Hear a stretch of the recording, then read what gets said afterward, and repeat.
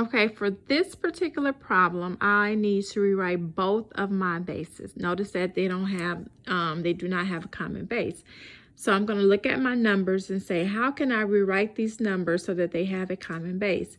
Well, I know that 36 can be rewritten as 6 to the second power, and 216, well, I'm going to come on the side and write all my exponents. 6 raised to the first power is 6. 6 raised to the second power is 36, and 6 raised to the third power is 216.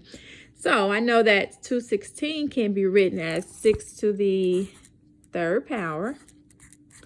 And then, now, I know that 1 over 36, 36 again is 6 raised to the second power. But notice where 36 is. 36 is in my denominator. So that means I need to bring it to my numerator by rewriting it with an exponent, a negative exponent. So 36 here, 1 over 36 can be written as 6 raised to the negative 2 power. Okay, now this x minus 1 stays the same. So I don't do anything there, just rewrite it as x minus 1.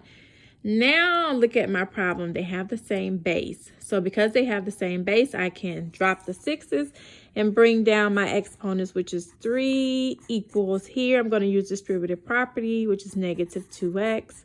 Negative 2 times negative 1 is positive 2. And then I'm going to solve this linear equation for x. So I'm going to subtract 2. So 1 is equal to negative 2x. Then divide by negative 2. X is equal to negative 1/2. Okay, now, so x is equal to negative 1/2. Now, my final step is to come over here, and I'm going to check my work. Now, to check, I need to show that 1 over 36 raised to the x minus 1 power is 216. So you remember, you always check in the original problem. So 1 over 36 raised to the x minus 1, and x is negative 1/2 minus 1. And negative 1/2 minus 1 is negative 1/2 minus 2 over 2. You have to get a common denominator. And then that's negative 3 over 2.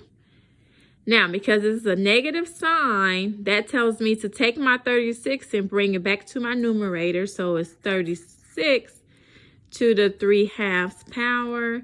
And 36 to the 3/2 power tells me to take the square root of 36 and then get that answer and cube it. So 6 to the third power, and 6 to the third power is 216. So then it checks out. So x equals negative 1/2 is a true solution.